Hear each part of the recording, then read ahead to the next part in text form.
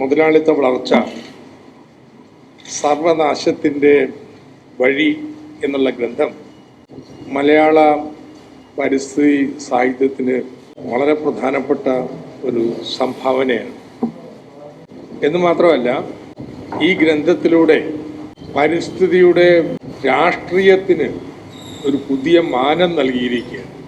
നിലനിൽക്കുന്ന സാമൂഹ്യ വ്യവസ്ഥ അതെങ്ങനെ പരിസ്ഥിതി പ്രതിസന്ധി അനിവാര്യമാക്കി മാറ്റുന്നു എന്നുള്ളത് ഈ ഗ്രന്ഥം വായിച്ചാൽ ഇവർക്കും ബോധ്യപ്പെടുന്നൊരു കാര്യമാണ്.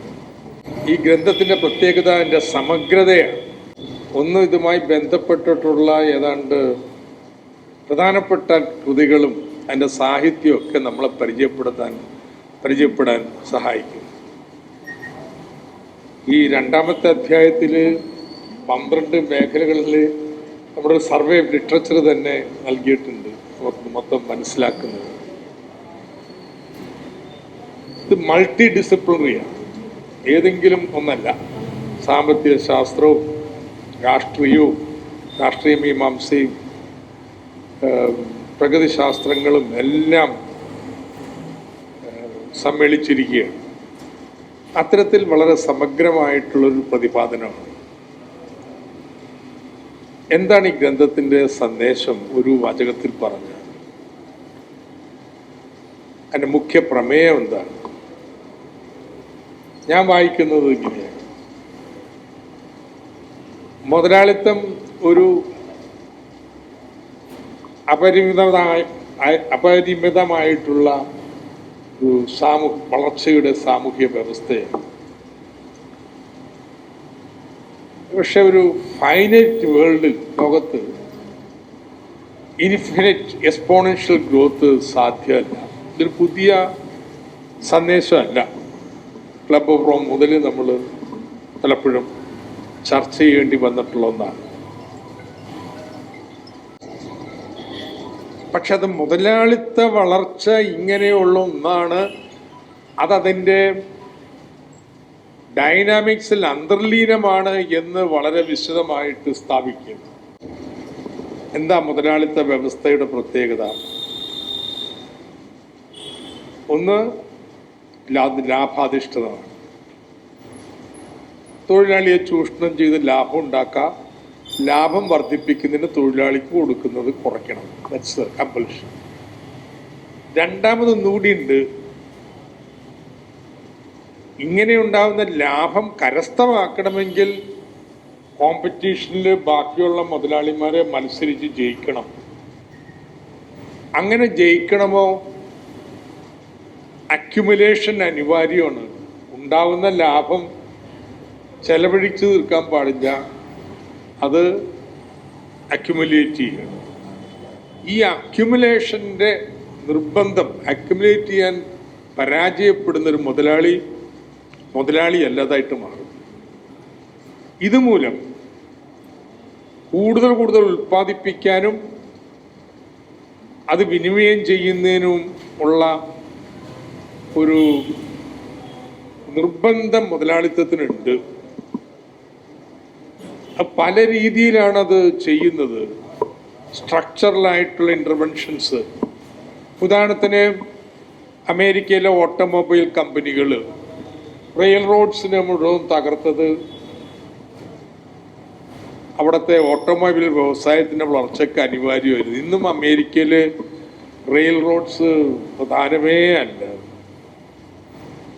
ഇൻഫാക്ട് സോഷ്യൽ ബെനിഫിറ്റ് എടുത്തിട്ടുണ്ടെങ്കിൽ, കോസ്റ്റ് ബെനിഫിറ്റ് എടുത്തിട്ടുണ്ടെങ്കിൽ റെയിൽ റോഡാണ് ഏറ്റവും സാമൂഹ്യമായി മെച്ചപ്പെട്ട ഗതാഗതം.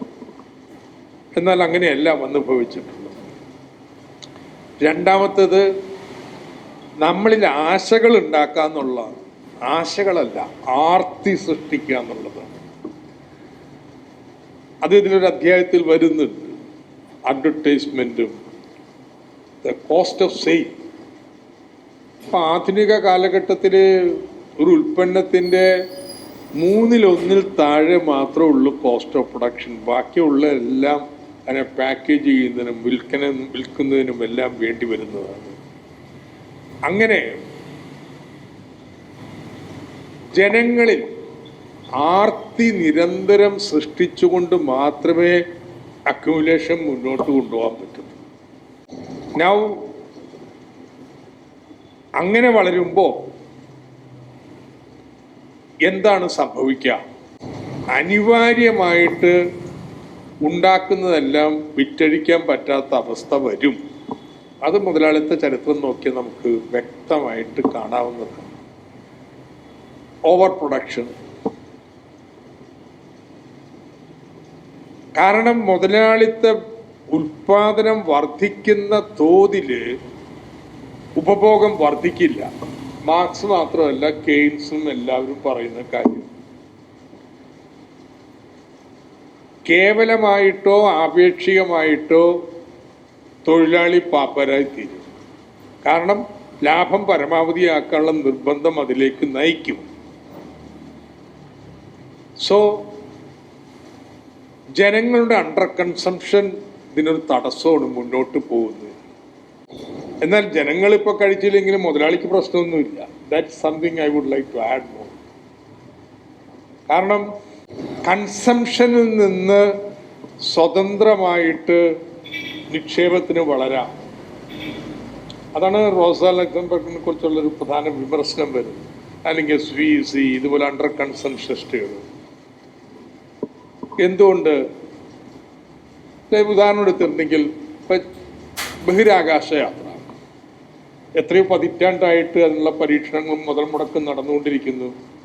അതിൽ നിന്നുള്ള ഉപഭോഗം വരാൻ പോണേ ഉള്ളൂ. ടൂറിസത്തിന് ഇപ്പോൾ റൈഡ് നടത്തിയിരിക്കുന്നു, ഇനി തുടങ്ങിയിട്ടേ ഉള്ളൂ. ഇത്രയും നാള് ഉപഭോഗത്തിൽ നിന്ന് സ്വതന്ത്രമായിട്ട് നിക്ഷേപത്തിന് ഉയരാം, പ്രതിസന്ധിയെ മറികടന്ന് പോകാൻ പറ്റും. ബട്ട് അവിടെയാണ് ഈ നിക്ഷേപം ഇങ്ങനെ പോകുമ്പോൾ ലാഭം ഇടിയാനുള്ള പ്രവണതകൾ പ്രധാനമായി തീരുന്നു. നിക്ഷേപം നടത്തണമെങ്കിൽ ലാഭം കൂടുതൽ കിട്ടണം, അല്ലെങ്കിൽ നല്ല ലാഭം സാധ്യത ഉണ്ടാവണം. ഏതെങ്കിലും കാരണവശാല് ലാഭം കുറയാനാണ് സാധ്യത എന്ന് കരുതിയാൽ നിക്ഷേപം ഇടിയുന്നോട് താഴത്തേക്ക് പോരും.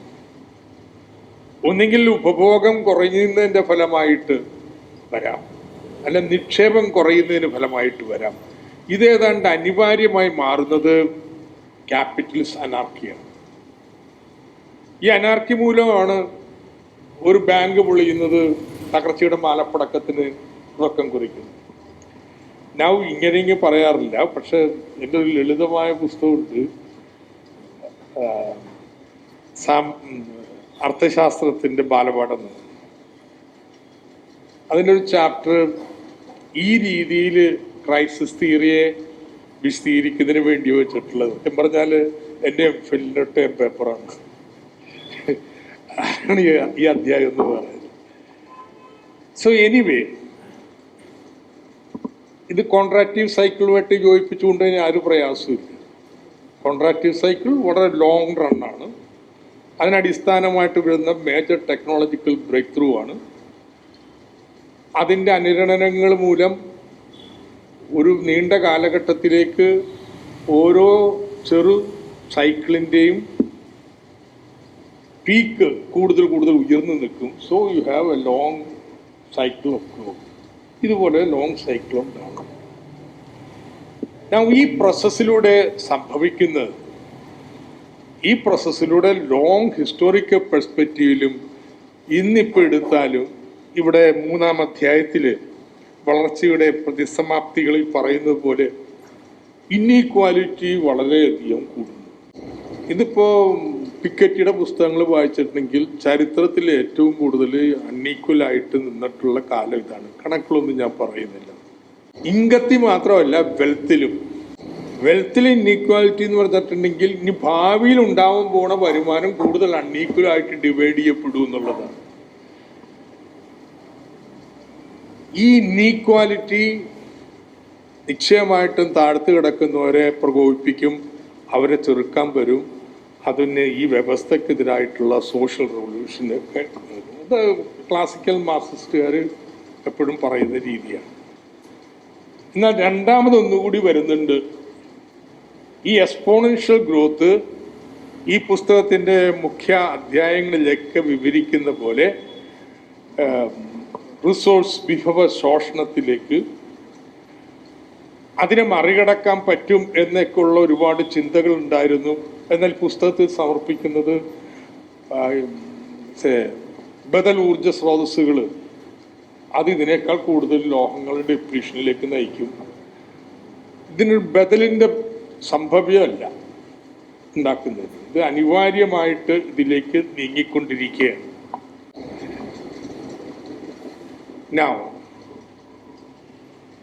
അപ്പൊ ഇത് മൊത്തത്തിൽ നമ്മൾ നോക്കുമ്പോൾ മുതലാളിത്തത്തിന്റെ തുടക്കം പോലെ തന്നെയാണ് എൻ്റെ ഒടുക്കവും വരാൻ പോകുന്നത്. തുടക്കം ഇൻഫാക്ട് ഒന്നാമത്തെ അധ്യായത്തിൽ ആധുനിക വഴിത്തിരിവിൽ പറഞ്ഞിട്ടുണ്ട്. ജ്ഞാനോദയത്തിന്റെ ഭാഗമായിട്ടാണ് നമ്മുടെ മുതലാളിത്തത്തിന്റെ രംഗപ്രവേശനം. ജ്ഞാനോദയത്തിന്റെ സ്പിരിറ്റ് പ്രോഗ്രസ് ആണ്. എല്ലാവരും മാർക്സും അതിൽ പങ്കുകൊള്ളുന്നുണ്ട്. പ്രോഗ്രസ് ഉള്ളൊരു ലീനിയർ ഗ്രോത്ത് അല്ല.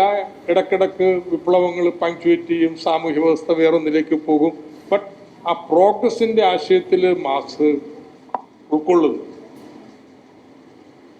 മുതലാളിത്ത വ്യവസ്ഥ തകരും, അവിടെ നിന്ന് മുകളിലോട്ടുള്ള പ്രോഗ്രസ് വേറെ. അവിടെ മാർക്സ് വരുന്നു. നോ, ഇതിൽ ഒരു വ്യത്യാസം എനിക്കുള്ളത്, ഈ മുതലാളിത്ത തകർച്ച അതിൻ്റെ ക്രൈസിസ് തനിച്ചു കൊണ്ടിരുന്നതല്ല, സോഷ്യൽ റവല്യൂഷനാണ് ക്രൈസിസ് കൊണ്ടുവരുന്നത്. ഇല്ല, വിപ്ലവം മാറ്റം കൊണ്ടുവരുന്നത്. സോഷ്യൽ ഇൻ്റർമീഡിയേഷൻ ഉണ്ട്. ഓട്ടോമാറ്റിക്കായിട്ട് ഈ ക്രൈസിസ് പ്രകൃതിയായിട്ടുള്ള വൈരുദ്ധ്യമാവട്ടെ അല്ലെങ്കിൽ സാമൂഹ്യ വൈരുദ്ധ്യമാവട്ടെ, ഇതിനെ തകർച്ചയിലേക്ക് സ്വാഭാവികമായി എത്തുന്ന ഒരു കാഴ്ചപ്പാട് മാർക്സിനില്ല. അത് സോഷ്യൽ റവല്യൂഷനാണ് ചെയ്യുന്നത്. സോഷ്യൽ റവല്യൂഷനെ അനിവാര്യമാക്കുന്നത് എന്താണ്? ഈ രണ്ട് വൈരുദ്ധ്യങ്ങൾ. ആദ്യത്തെ വൈരുദ്ധ്യമാണ് പറഞ്ഞിരുന്നത്, ഇപ്പോൾ ഈ രണ്ടാമത്തെയും കൂടി നമ്മൾ പരിഗണിക്കുന്നു. അത് കൂടിയേ തീരും. ഇത് രണ്ടും. കാരണം ഈ വ്യവസ്ഥയുടെ അബ്സർഡിറ്റി ഓരോ ദിവസവും നമുക്ക് ബോധ്യമാവുകയാണ്. ട്രംപിനെ പോലെ ഒരാൾ ഇതുപോലെ പട്ടു പറയാൻ പറ്റുമോ? ക്ലൈമറ്റ് ചേഞ്ച് ഇല്ല. ഈ സിസ്റ്റം അതിലേക്ക് പറയിക്കുന്നത് അത് സ്പോക്സ് പേഴ്സണാണ്. ഇത്രയും അപകടകരമായ സ്ഥിതി വന്നിട്ടും ഈ വികസിത രാജ്യങ്ങൾ അതിൻ്റെ ചുമതല ഏൽക്കുന്നതിനോ ലോകത്തെ രക്ഷിക്കുന്നതിനോ മുന്നിട്ടിറങ്ങാനായിട്ട് തയ്യാറല്ലല്ലോ.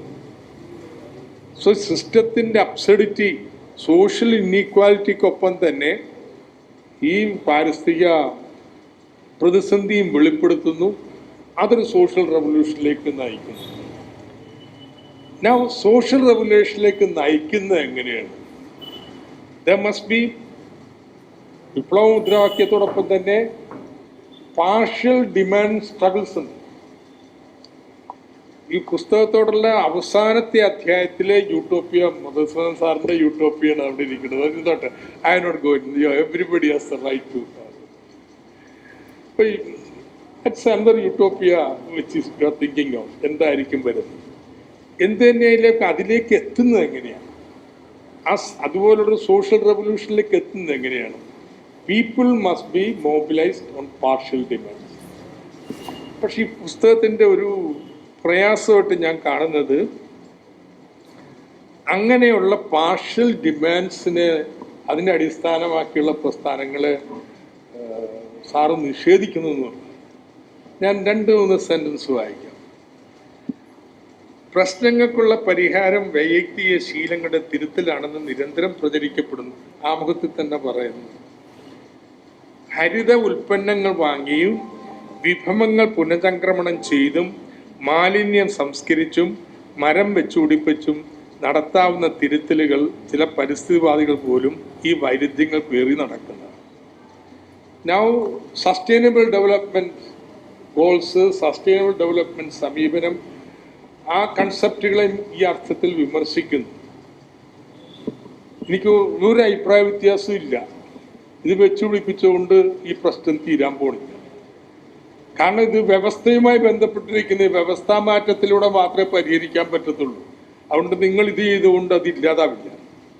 But at the same time അതിലേക്ക് എത്തുന്നതിന് ബോധവൽക്കരിക്കുന്നതിന് നിങ്ങൾക്ക് മരം വെച്ചുപിടിപ്പിക്കലും അല്ലെങ്കിൽ മാലിന്യ സംസ്കരണവും അല്ലെങ്കിൽ നമ്മുടെ ഒരു പഞ്ചായത്തിൽ ഡിസാസ്റ്റർ മാനേജ്മെന്റ് പ്ലാൻ ഉണ്ടാക്കലും എല്ലാം അനിവാര്യമാണ്. വിത്തൗട്ട് ദാറ്റ് എങ്ങനെ ഈ സോഷ്യൽ റെവല്യൂഷന് വേണ്ടി വരിക? ഇതിന്റെ പരിമിതി വളരെ വ്യക്തം. ഈ ചെയ്തുകൊണ്ട് മാറാൻ പോകുന്നില്ല. മാർക്സിന്റെ ഒരു ചെറു പുസ്തകമുണ്ട്, വേജസ് പ്രൈസസ് ആൻഡ് പ്രോഫിറ്റ്, കൂലി വില ലാഭം. ഞാൻ ആ പുസ്തകം തന്നെ ഈ കൂലി കൂടുതൽ വേണ്ടി സമരം ചെയ്തിട്ട് കാര്യമില്ല. കാരണം വെച്ച് കഴിഞ്ഞാൽ അത് വ്യവസ്ഥ മാറ്റുന്നില്ല, കൂലി അടിമത്തത്തെ മാറ്റുന്നില്ല. കൂലി കൂടിയാലും മുതലാളിത്ത വ്യവസ്ഥ മാറി.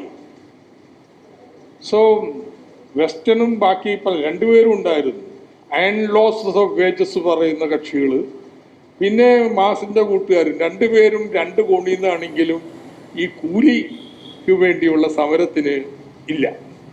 സോ വെസ്റ്റേൺ വിമർശനം മാസ് വെക്കുന്നത് കൂലിക്ക് വേണ്ടി സമരം ചെയ്യണം, കൂലി വർദ്ധിപ്പിക്കാം, അയൺ ലോസ് ഓഫ് വേജസിനെതിരെ കൂലി വർദ്ധിപ്പിക്കും, അത് യാഥാർത്ഥ്യമാണ്. കൂലി വർദ്ധിച്ചാലും വ്യവസ്ഥ മാറുന്നില്ല. പക്ഷെ കൂലി വർദ്ധിപ്പിക്കുന്നതിന് വേണ്ടി സംഘം കൂടുമ്പോൾ അതിനെ എതിർക്കുന്ന മുതലാളി വരുമ്പോൾ അത് വ്യവസ്ഥയുടെ ഫലമാണ്. അതിനെതിർക്കാൻ പോലീസുകാരൻ വരുമ്പോൾ അത് ഭരണകൂടം അയാളുടെ ഒപ്പമാണ് എന്ന് പറയുന്നതിനും രാഷ്ട്രീയവൽക്കരിക്കുന്നതിനുള്ള സന്ദർഭം തരും. സോ സാറിൻ്റെ യൂട്ടോപ്പിയയിലേക്ക് എത്തുന്നതിന് വേണ്ടിയുള്ള പരിവർത്തനം എങ്ങനെ വരാം? At a level of abstraction, ആശയപരമായിട്ടുള്ള പ്രതിപാദനത്തിൽ ഞാൻ പറഞ്ഞതുപോലെ വളരെ സമഗ്രമായിട്ടുള്ള രീതി. ബട്ട് അവിടെ നിന്ന് നമ്മുടെ ലോക പരിസ്ഥിതി പ്രസ്ഥാനങ്ങളുടെ എല്ലാ മുദ്രാവാക്യങ്ങളും, ആ മുദ്രാവാക്യങ്ങളുടെ പ്രസക്തി എന്ത്, അതിൻ്റെ അടിസ്ഥാനത്തിൽ നമ്മൾ ഇടപെടേണ്ട സാധ്യതയെക്കുറിച്ചുകൂടി സാറ് പ്രതികരിക്കുമെന്ന് ഞാൻ കരുതുന്നു. എനിക്ക് യാതൊരു സംശയമില്ല, ഇറ്റ്സ് എ മേജർ കൺട്രിബ്യൂഷൻ.